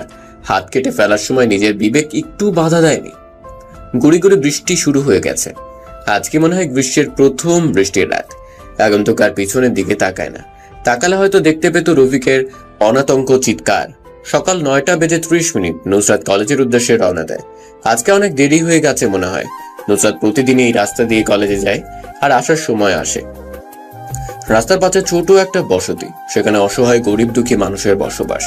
এ জগতে ধনী ও গরিব নামের দুটো মানুষের শ্রেণী রয়েছে। ধনীরা গরিবের সাথে কোনো রকম আত্মীয়তা করতে চায় না। গরিবরা বড় নিষ্ঠুরতার শিকার, চাইলেও ভালো কিছুর আশা করতে পারে না। নুসরাতের বড় মামা একজন রাজনৈতিক নেতা। তিনি নেতা হওয়া সত্ত্বেও গরিবের প্রতি কোনো মায়া দয়া নেই। গরিবের হক নিজের কোষাগারে জমা করে। এই কারণে মূলত নুসরাত তার বড় মামাকে পছন্দ করে না। সমাজে এমন অনেকেই আছে যারা অন্যজনের হক মেরে খাচ্ছে। নুসরাত সবচেয়ে বেশি অপছন্দ করে এটা। কথাগুলো ভাবতে ভাবতে নুসরাত কলেজ ক্যাম্পাসে প্রবেশ করে। অন্যদিনের মতো আজকেও সবাই বসে বসে কৃষ্ণচূড়া গাছতলায় আড্ডা দিচ্ছে। নুসরাত যে এক পাশে বসে পড়ে। নুসরাতের ঔজ্জ্বল্যহীন চেহারা দেখে মিম বলে উঠে, নুসরাত, কি হয়েছে? কিছুদিন যাবত লক্ষ্য করছি তুই কেমন যেন হয়ে গেছিস। আগের মতো আমাদের সাথে কথা বলিস না, আড্ডা দিচ্ছিস না, ব্যাপার কি? নুসরাত মিমের দিকে তাকায়। মেয়েটা নুসরাতের অনেক খেয়াল রাখে। ছোট থেকেই মিমের সাথে নুসরাতের বেড়ে ওঠা। নুসরাত মিমকে প্রত্যুত্তরে একটা উদাসীন মুচকি হাসি দিয়ে বলে, আমার আবার কি হবে, সবকিছু ঠিক আছে। আর এখন পড়াশোনা নিয়ে একটু বেশি ব্যস্ত, তাই তোদের সাথে আড্ডা দিতে পারি না। নুসরাত, কালকে যে রিয়ান স্যার ওনার কেবিনে তোকে ডেকেছে, কি বলছে উনি? নুসরাত এটারই ভয় পাচ্ছিল এতক্ষণ। অবশেষে জান্নাত জিজ্ঞেস করেই ফেললো গতকালের কথা। নুসরাত জানে ফ্রেন্ড সার্কেলের ভিতর জান্নাতে একমাত্র মেয়ে যে এমন প্রশ্ন করতে পারে। নুসরাত নিজের মুখটাকে একটু চওড়া করে বলতে থাকে, বেশি কিছু বলেনি স্যার, 2 দিন কেন কলেজে আসেনি এটাই শুধু জিজ্ঞেস করেছেন, আর আমার সম্পর্কে কিছু তথ্য। আমার বিশ্বাস হয় না। শুধু এই কথাগুলো জানার জন্য রিয়ান স্যার নিজের কেবিনে ডেকেছিল? তোর কি মনে হলো সেটা জেনে আমার কোনো লাভ নেই? আমি আমারটা নিজেই ভালো বুঝি। তুই তাহলে স্যারের রুমে এতক্ষণ কি করছিলি? আমি অনেকক্ষণ যাবত লক্ষ্য করছিলাম, প্রায় 30 মিনিট ধরে তুই স্যারের রুমে ছিলি। এতক্ষণ কি শুধু এই সকল কথাই বলাবলি করছিলি? নুসরাত জান্নাতের কথা শুনে বোকা হয়ে যায়। বিচক্ষণ ভাবে মেয়েটা প্রশ্নটা করে ফেলেছে। আচমকাই কাউকে এমন অবাক করা প্রশ্ন করে চিন্তায় ফেলে দিতে পারবে জান্নাত। নুসরাত এবার কি বলবে নিজেই শঙ্কায় আছে। কেন যে রিয়ান স্যার এতক্ষণ তার নিজের কেবিনে আটকে রেখেছিল ভাবতেই স্যারের চুলগুলো টেনে ছিঁড়ে ফেলতে মনে যাচ্ছে নুসরাতের। নুসরাত আমতামতা করে বলতে থাকে, তুই মনে হয় ভুল দেখেছিস। আমি এত সময় ধরে স্যারের কেবিনে কি করব? আমি আরো আগেই বেরিয়ে চলে এসেছি। তুই যে মিথ্যা কথা বলছিস এটা আমি বুঝে গেছি। অযথায় এত ঘুরিয়ে পেঁচিয়ে না বলে আমাদেরকে বলে দে সত্যি কথাটা। নুসরাত ঘেমে যাচ্ছে। এখন সত্যি কথা বলা ছাড়া আর কোনো উপায় নেই। কিন্তু সত্যি কথা বলতে গেলে সবাই কি কি ভাববে নুসরাতকে নিয়ে? যার যা ইচ্ছে তাই ভাবুক, এতে নুসরাতের কি? সে যখন কোনো ভুল ত্রুটি করেনি তাহলে সত্যি বলতে সমস্যা কোথায়? নুসরাত মুখ ফুটে কিছু বলতে যাবে এর আগেই পাশে বসে থাকা নীল রঙের ড্রেস পরা ভীম বলে, জান্নাত, আমি ইদানিং লক্ষ্য করছি তুই নুসরাতের পিছনে খুব বাজেভাবে পড়ে আছিস। নুসরাত কখন কি করছে না করছে এটা নিয়ে তুই অনেক প্রশ্ন জিজ্ঞেস করিস তাকে। কেন? আমি কি নুসরাতকে কিছু জিজ্ঞেস করতে পারি না? বান্ধবী হিসেবে এই দায়িত্বটা কি আমার নেই? জিজ্ঞেস করতে পারিস, কিন্তু একটা মেয়ে যখন বলছে তার কোনো সমস্যা নেই, তাহলে কেন তুই বারবার জিজ্ঞেস করে অন্যকে বিরক্ত করিস? দেখ মিম, আমি বুঝতে পারছি নুসরাতের কোনো সমস্যা, তাই আমি নুসরাতকে জিজ্ঞাসা করলাম মাত্র। সমস্যাটা কি? দুজনের মধ্যে তর্কাতর্কি শুরু হয়ে যায়। নুসরাত এগুলো আর দেখতে না পেরে জোরে চিৎকার দিয়ে বলে, থাম তোরা এবার। জান্নাত, তুই কি জানতে চাস? একটা মাত্র প্রশ্ন আমাকে করতে পারবি, আর আমি তোকে সেই প্রশ্নের উত্তর দিতে বাধ্য। যদি একটা ছাড়া অন্য কোনো ফালতু প্রশ্ন করিস তাহলে আমি কিন্তু উত্তর দিব না। এখন রাজি থাকলে প্রশ্ন করতে পারিস। জান্নাত কিছুক্ষণ ভেবে শয়তানি মার্কা একটা হাসি দিয়ে বলে, প্রশ্ন অবশ্য অনেকগুলো ছিল, কিন্তু তুই তো আবার সেইগুলোর উত্তর দিবি না, তাই আমি একটা প্রশ্ন বাছাই করেছি, আর সেটা হলো কালকে রিয়ান স্যারের কেবিনে এতক্ষণ কি করছিলি? নুসরাত বুঝতে পেরে গেছে এখন আর শত কথা বললেও জান্নাত বিশ্বাস করবে না, তবে সত্যি কথাটা বললে হয়তো বিশ্বাস করতে পারে। নুসরাত বলতে থাকে, রিয়ান স্যার আমাকে কালকে প্রপোজ করেছে। উপস্থিত বসে থাকা সবাই অবাক হয়ে চেয়ে আছে নুসরাতের দিকে, চোখ জোড়া রসগোল্লার মতো হয়ে গেছে। হয়তোবা বিশ্বাস করতে পারছে না রিয়ান স্যারের মতো একটা ছেলে নিজেই নুসরাতকে প্রপোজ করেছে। এটা বিশ্বাস করার মতো, যেখানে ছেলেদের কলেজের সব মেয়েদের ক্রাশ রিয়ান স্যার, সবার এমন অবাক হওয়া অবস্থা দেখে নুসরাত বলে, এমন করে চেয়ে থাকলে লাভ নেই, আমি সত্যিই বলছি রিয়ান স্যার আমাকে প্রপোজ করেছেন কালকে। নুসরাতের এমন কথাও এখন সবাইকে বিশ্বাস করতে হবে। জান্নাত একটু মেজাজ দেখি নুসরাতকে বলে, তুই এটা বললি আমরা সুরসুর করে বিশ্বাস করব? প্রথমে আমি নিজেই বিশ্বাস করতে পারছিলাম না, নিজেকে স্বপ্নের জগতের একজন মনে হচ্ছিল, কিন্তু হঠাৎই মনে হলো আমি দিনের বেলা কিসের স্বপ্ন দেখব। নিজেকে স্বাভাবিক করে দেখলাম রিয়ান স্যার আমার উত্তর শোনার জন্য অধীর আগ্রহ নিয়ে বসে আছে। কিন্তু এটা কি করে সম্ভব? রিয়ান স্যারের মতো এমন একটা হ্যান্ডসাম ছেলে, যার জন্য কত কত মেয়ে পড়ে আছে, আর সে কিনা নুসরাতকে প্রপোজ করেছে। কেন, আমাকে প্রপোজ করেছে বলে কি তোর জ্বলছে? জ্বলবে কেন? আমি কি একবারও বলেছি রিয়ান স্যার তোকে প্রপোজ করেছে বলে আমার হিংসা হচ্ছে? তা বলিনি, কিন্তু তোর চেহারা দেখে মনে হচ্ছে তুই আমার প্রতি বেশ রেগে আছিস। রাখবো না কেন সেটা বল। আমাদের বান্ধবী নতুন প্রেম করবে, আর আমরা সেটাই জানবো না? আমাদেরকে জানানোর প্রয়োজন মনে করলি না? আরে আমি কি বলছি রিয়ান স্যারের সাথে রিলেশনে জড়াবো? আমি বলে দিয়ে এসেছি বাসা থেকে এমন সম্পর্ক মেনে নিবে না। নুসরাত, তোর চেহারায় ফুটে উঠেছে রিয়ান স্যারের প্রতি ভালোবাসার প্রতীক। আমার মনে হয় তুই নিজেও স্যারকে ভালোবেসে ফেলেছিস।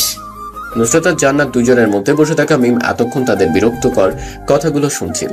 বেশ খানিকক্ষণ পর মিম রেগে বলে, কি শুরু করেছিস তোরা দুজন? একটা বিষয় নিয়ে এত ঝামেলা করছিস কেন? আমি এটাই বুঝতে পারছি না। নুসরাতকে স্যার প্রপোজ করেছে, এখন নুসরাত স্যারকে রিজেক্ট করে দিয়েছে, শেষ এখানেই শেষ। এটা নিয়ে তোরা দুজন ঝামেলা বাঁধিয়েছিস। ঝামেলা কোথায় হচ্ছে? আমরা একটা সিরিয়াস বিষয় নিয়ে কথা বলছি, এটাকে ঝামেলা করা বলছিস কেন তুই? সিরিয়াস বিষয়টা যদি এমনই হতো তাহলে এত জোরে জোরে না বলে কোনো ফাঁকা জায়গায় বসে কথা বলতে পারতি। কলেজের সবাইকে এখানে এসে আমাদের কথা শুনছে, আমরা আমাদের মতো করে কথা বলছি। আমি এটা বুঝতে পারছি না, নুসরাত কার সাথে প্রেম করে বা না করে এটা নিয়ে তোর এত মাথা ব্যথা কেন? তুই যে সজীবের সাথে রিলেশনশিপে আছিস, এটা নিয়ে কি আমরা কেউ কিছু বলেছি? নুসরাত জানে জান্নাত এখনো সিঙ্গেল, কিন্তু মিমের থেকে এখন শুনেছে জান্নাত সুজীব নামের কোনো ছেলের সাথে রিলেশনশিপে জড়িয়ে আছে। নুসরাত জান্নাতকে উদ্দেশ্য করে বলে, জান্নাত, এটা কি সত্যি তুই সজীব নামের কোনো ছেলের সাথে প্রেম করিস? কেন, তুই জানিস না এটা? না, আমি কিভাবে জানবো? আমাকে তো জান্নাত এই ব্যাপারে তেমন কিছু বলেনি। নুসরাত, আমি আসলে তোকে বলতাম, কিন্তু হঠাৎই একদিন সজীব আমাকে প্রপোজ করে বসে, আর আমিও সজীবকে মনে মনে পছন্দ করতাম, তাই সজীবকে অ্যাকসেপ্ট করে ফেলেছি। এই কারণে আর বলা হয়ে ওঠেনি তোকে। সমস্যা নেই, আর এখন চল, সবাই ক্লাসের সময় হয়ে গেছে। দোতলা দক্ষিণ পাশের ক্লাসরুমটা নুসরাতের। সবাই গাছতলা থেকে উঠে দাঁড়ায় আর ক্লাসের দিকে অগ্রসর হয়। অঙ্কের টিচারগুলো খুব গম্ভীর আর রহস্যময় হয়ে থাকে। রিয়ান স্যার তাদের ব্যতিক্রম নয়, সে নিজেও বেশ গম্ভীর মুখ হয়ে ক্লাস করেন। তবে রিয়ান স্যার যতই গম্ভীর হয়ে থাকুক না কেন, ক্লাসের সবগুলো মেয়ে এক দৃষ্টিতে তাকিয়ে থাকে। নুসরাতের কেমন যেন লাগছে। রিয়ান স্যারের দিকে মেয়েরা তাকালে নুসরাতের এমন লাগে, কিন্তু কেন? এটা কি খানিকের ভালো লাগা নাকি ভালোবাসার মায়ার টানে? কোনটা হবে বুঝতে পারছে না নুসরাত। রিয়ান স্যার আজকের ক্লাসে একবারও নুসরাতের দিকে তাকায়। নুসরাত পুরো ক্লাসে লক্ষ্য করেছে বিষয়টা। নুসরাত ভাবতে থাকে হয়তো কালকে রিয়ান স্যারের দেওয়া প্রপোজাল রিজেক্ট করে দেওয়ায় এমন করছেন তিনি। কিন্তু এটা কিভাবে সম্ভব? একটা ছেলে একটা মেয়েকে সত্যি সত্যি ভালোবাসলে এত তাড়াতাড়ি করে কিভাবে ভুলে যেতে পারে? নুসরাত এগুলো ভাবছিল, তখনই পাশে বসে থাকা মিম তাকে আস্তে করে ধাক্কা দিয়ে বলতে থাকে, এই নুসরাত, কি হলো তোর?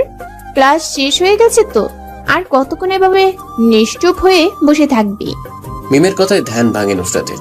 রিয়ান স্যারকে নিয়ে সে এতটাই ভাবছিল যে কখন স্যার ক্লাস করিয়ে চলে গেছে সেটা বুঝতেই পারেনি। এবার নুসরাত বলে, রিয়ান স্যার কখন চলে গেছে? তুই সারাদিন কি এত ভাবিস যার জন্য কিছুই খেয়াল করিস না? আমি নিজেও জানি না কি এত চিন্তা করি আমি। তোরা সবাই আমার জন্য অপেক্ষা করিস না, আমি একটু রিয়ান স্যারের কেবিনে যাব, তোরা চলে যা। নুসরাত আর কাউকে কিছু বলতে না দিয়ে দৌড়ে রিয়ান স্যারের কেবিনের দিকে যেতে থাকে। অনুমতি ছাড়াই নুসরাত রিয়ান স্যারের কেবিনে প্রবেশ করে। যে এমন কিছু দেখবে নুসরাত ভাবতেও পারেনি। নুসরাত রিয়ান স্যারের কেবিনে প্রবেশ করে। রিয়ান স্যারের হাত কলেজের সবচেয়ে সুন্দরী টিচার অপর্ণা ম্যাডাম ধরে বসে আছে। অপর্ণা ম্যাডাম এখনো সিঙ্গেল। মনের মতো কোনো ছেলে পায় না বলে ম্যাডাম এখনো বিয়ের সাজ সাজেনি। অপর্ণা ম্যাডামের বয়স প্রায় 30-এর কাছাকাছি, কিন্তু ম্যাডামকে দেখে কোনোভাবে বোঝা যায় না ওনার বয়স এত। বলতে গেলে কলেজের সব ছেলেগুলো ম্যাডামকে ইমপ্রেস করার ধান্দায় থাকে, কিন্তু ম্যাডাম কাউকে তেমন পাত্তা দেন না। ম্যাডাম রিয়ান স্যারের হাত দুটো ধরে কি যেন বলছে। নুসরাত এটা দেখে ভীষণ রেগে যায়, কিন্তু এটা সে বাইরে প্রকাশ করে না, নিজেও চায় না এটা বাইরে প্রকাশ হোক। নুসরাতকে অনুমতি ছাড়া আচমকাই কেবিনে প্রবেশ করতে দেখে রিয়ান স্যার নিজের হাত দুটো ম্যাডামের কাছ থেকে ছাড়িয়ে বসা থেকে উঠে দাঁড়ায়। অপর্ণা ম্যাডামও বসা থেকে উঠে দাঁড়িয়ে পিছন ফিরে তাকিয়ে দেখে নুসরাত চুপটি করে দাঁড়িয়ে আছে, আর শান্ত চোখের সামনে দাঁড়িয়ে থাকা ব্যক্তি দুইটার দিকে অচেনা দৃষ্টিতে তাকিয়ে আছে। অনুমতি ছাড়া রিয়ানের কেবিনে কেউ প্রবেশ করুক এটা সে কখনো পছন্দ করে না। এখন মাত্র ক্লাস করিয়ে কেবিনে এসে বসার সাথে সাথে অপর্ণা ম্যাডাম রিয়ানের কক্ষে প্রবেশ করে। রিয়ান কলেজে আসার পর থেকে সে একটা বিষয় লক্ষ্য করছে, সেটা হলো এই অপর্ণা ম্যাডাম রিয়ানের দিকে কেমন দৃষ্টিতে যেন তাকিয়ে থাকে। রিয়ান অপর্ণা ম্যাডামের কাছ থেকে যতটা পারে দূরে দূরে থাকার চেষ্টা করে। এতক্ষণ ক্লাসে অঙ্ক করিয়ে রিয়ানের অবস্থা অনেকটা করুণ, তাই সে নিজের কেবিনে বসে বসে আরাম করছিল, কিন্তু সে আরাম করা আর তার ভাগ্য জুটল না। অপর্ণা ম্যাডাম এসেই হাত ধরে বলতে থাকে, রিয়ান স্যার বাসা থেকে আমাকে বিয়ের জন্য অনেক চাপ দিচ্ছে। আপনার বাসা থেকে আপনাকে বিয়ের চাপ দিতেই পারে, এটা আমাকে বলার কি আছে? আর এমনিতেই বিয়ের বয়স তো আপনার হয়ে গেছে। আপনি বিষয়টা বোঝার চেষ্টা করেন প্লিজ। আমার তো কোনো ছেলেই পছন্দ হয় না। এই পর্যন্ত বাবা মা আমাকে কত ছেলে দেখিয়েছেন, কিন্তু আমার কাউকে পছন্দ হয় না। এবার বাবা মা আমাকে বিয়ে দিয়েই ছাড়বে। কাউকে পছন্দ হয় না মানে কি? দেশে কি ছেলের অভাব পড়েছে নাকি? একটা ভালো ছেলে দেখে বিয়ে করে নেন। চোখের সামনে ভালো ছেলে রেখে দেশ ঘুরে ছেলে খুঁজতে হবে কেন আমার? আমি আমার জীবন সঙ্গী হিসেবে একজনকে পছন্দ করেছি। বাহ, বেশ ভালোই তো। তা আপনার সেই নম্র ভদ্র ভালো ছেলেটা কে কোথায় থাকে? আপনি কি আমার কথার ইঙ্গিতে কিছু বুঝতে পারছেন না? আপনার কথার ইঙ্গিতে কথা আমি বুঝে কি করব? আর তাছাড়াও আমি মানুষের চোখের ইশারা, মুখের কথার ইঙ্গিত কিছুই বুঝতে পারি না। তাহলে আমি আপনাকে বুঝিয়ে বলি, আমি আমার জীবন সঙ্গী হিসেবে আপনাকে চাই। আমার দেখা আজ পর্যন্ত আপনার মতো কাউকে পাইনি। আমি আজই গিয়ে বাবা মাকে বলতে চাই আপনার কথা। কি? আমি? এটা কি করে সম্ভব? আমি কখনো আপনার এমন প্রস্তাবে রাজি হব না। আপনি এখন আমার কেবিন থেকে যেতে পারেন। প্লিজ প্লিজ এমন কথা বলবেন না। আমি আমার জীবন সঙ্গী হিসেবে আপনার মতো এমন কাউকে এতদিন খুঁজছিলাম। আমি আজ সেটা পেয়েও তা হারিয়ে ফেলতে চাচ্ছি না। রিয়ান কিছু বলতে যাবে তখনই নুসরাত কেবিনের দরজা ঠেলে ভিতরে প্রবেশ করে। এটা দেখে রিয়ান অপর্ণা ম্যাডামের হাত ছেড়ে উঠে দাঁড়ায়। রিয়ান একটু রেগে নুসরাতকে উদ্দেশ্য করে বলে, নুসরাত, তোমাকে গতকালই যে বললাম কারো কেবিনে ঢুকতে হলে যে অনুমতি নিয়ে ঢুকতে হয়, সেটা কি ভুলে গেছো? হ্যাঁ বলো নুসরাত, তুমি এমন করে হঠাৎ রিয়ান স্যারের ক্যাবিনে ঢুকলে কেন? স্যারের পার্সোনাল কিছু থাকতে পারে তো নাকি? আপনি চুপ করেন প্লিজ, আমাকে বলতে দেন। কি হলো নুসরাত, আমার কথার উত্তর দাও। আমি কিন্তু এটা পছন্দ করি না। কাউকে কিছু জিজ্ঞেস করলে সে যদি উত্তর না দেয়। রিয়ানের এমন কড়া কথায় নুসরাত কিছুটা ভয় পেয়ে যায়। সামনে দাঁড়িয়ে থাকা দুজনের কথায় নুসরাত অপমান বোধ করে। এবার নুসরাত মুখ খুলে বলতে থাকে, আসলে স্যার আমি বুঝতে পারিনি আজকেও আমার সাথে এমন কিছু হয়ে যাবে, আমি দুঃখিত। তুমি এত বড় একটা মেয়ে, তারপরেও কি করে এমন ছোট ছোট বিষয়গুলো ভুল করে বসো? এখন তো আগের মতো ছোট না তুমি। স্যার পরবর্তী সময় এমন হবে না। এবার তুমি বলতে পারো কিসের জন্য আমার কেবিনে এসেছো? আসলে স্যার কথাটা পার্সোনাল, একা গিয়ে বললে ভালো হতো না? নুসরাতের কথা শুনে অপর্ণা ম্যাডাম রেগে যায়। একটা মেয়ে স্টুডেন্টের স্যারের সাথে কিসের পার্সোনাল কথা থাকতে পারে? পার্সোনাল কথা ম্যাডামের কাছে কেন বলা যাবে না? অপর্ণা ম্যাডাম নিজের রাগ কন্ট্রোল করতে না পেরে বলে, নুসরাত, রিয়ান স্যারের সাথে তোমার কি এমন পার্সোনাল কথা যা আমার সামনে বলা যাবে না? আর সবচেয়ে বড় কথা, তুমি একটা মেয়ে হয়ে স্যারের সাথে কি কথা থাকতে পারে তোমার? ম্যাডাম আসলে আপনি যা বুঝতেছেন তেমন কিছুই না। অন্য একটা বিষয় নিয়ে স্যারের সাথে কথা বলতে হবে আমার। আর সবচেয়ে বড় কথা, যে বিষয়টা নিয়ে কথা বলবো সেটা স্যারের উদ্দেশ্যে প্রয়োজনীয় কথা। এখন স্যার যদি অনুমতি দেয় তাহলে আমি এখন বলতে পারি। আমার ব্যাপারে? আচ্ছা, এখানে ম্যাডামের সামনে বলো, আমার কোনো সমস্যা নেই। এই তো রিয়ান স্যার অনুমতি দিয়েছেন। নুসরাত, তুমি আবার বলো কি বলবে। নুসরাত রিয়ানের দিকে তাকিয়ে একটা হাসি দেয়। হয়তো রিয়ান এখনো বুঝতে পারেনি ব্যাপারটা। বোকার মতো করে বলে দিয়েছে নুসরাতকে। নুসরাত বলতে থাকে, স্যার আপনার আর আমার সম্পর্কে বাসায়। নুসরাত আর কিছু বলতে পারে না। রিয়ান তাড়াতাড়ি করে এসে নুসরাতের মুখ চেপে ধরে। হয়তো এবার রিয়ান বুঝতে পেরেছে তখন কেন নুসরাত পার্সোনালি ভাবে কথা বলতে চেয়েছিল। অপর্ণা ম্যাডামের সামনে এই সমন্বয়ে কোনো কিছু বললে ম্যাডাম সন্দেহ করবে। নুসরাত নিজের হাত দিয়ে রিয়ানের কাছ থেকে ছুটে দূরে যে দাঁড়ায়। রিয়ান এবার বলে, নুসরাত, তুমি না হয় পরে এক সময় এই ব্যাপারে আমার সাথে কথা বইলো, এখন আর কিছু বলতে হবে না। রিয়ান স্যার, এটা কি হলো? আপনি নুসরাতের মুখ এভাবে চেপে ধরেছেন কেন? আর নুসরাতকে পুরো কথা বলতে দিননি কেন? এমনি।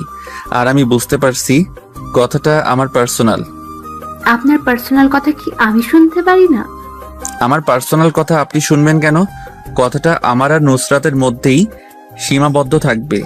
অপর্ণা ম্যাডাম কিছু বলতে যাবে এর আগেই নুসরাত বলতে থাকে, স্যার কখন সময় হবে আপনার? আজকের মধ্যেই কিন্তু কথাটা শুনতে হবেই আপনার।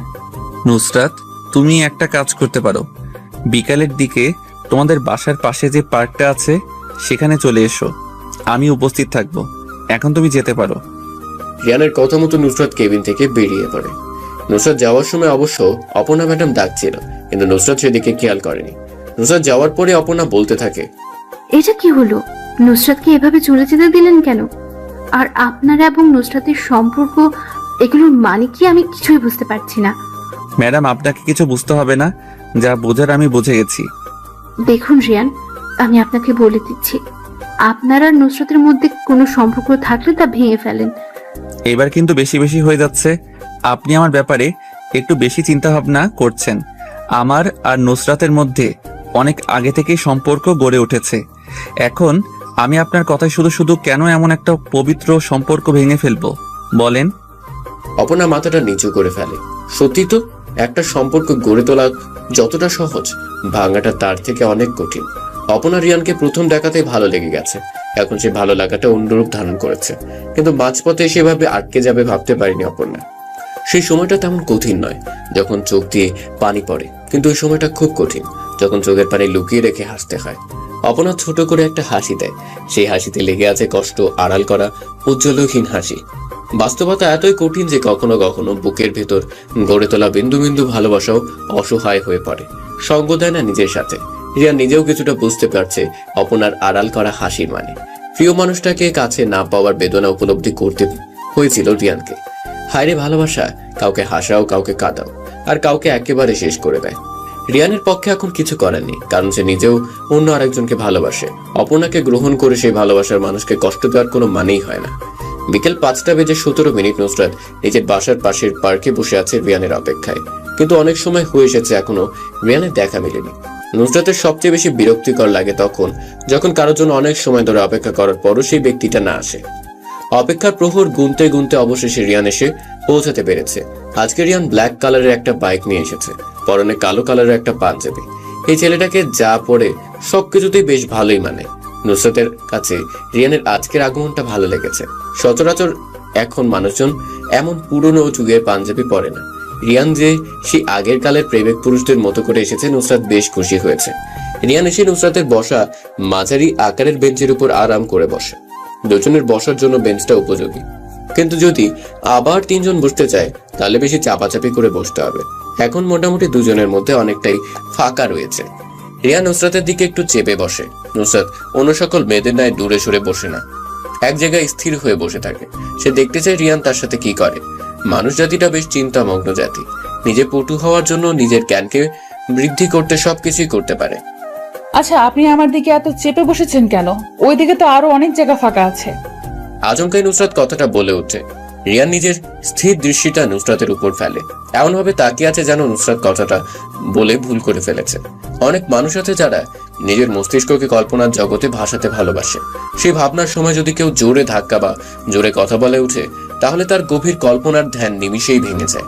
রিয়ানেরও ঠিক এমন হয়েছে। নুসরাতের কথায় কেউ সায় না দিলে সে রেগে যায়। এখন রিয়ানও বোকার মতো করে তাকিয়ে আছে। নুসরাত কম করে রেগে বলে, আমি আপনাকে কি বলছি আপনি কি শুনতে পেয়েছেন? আর এইভাবে বোকার মতো করে চেয়ে থাকবেন না তো, আমার কেমন যেন লাগে।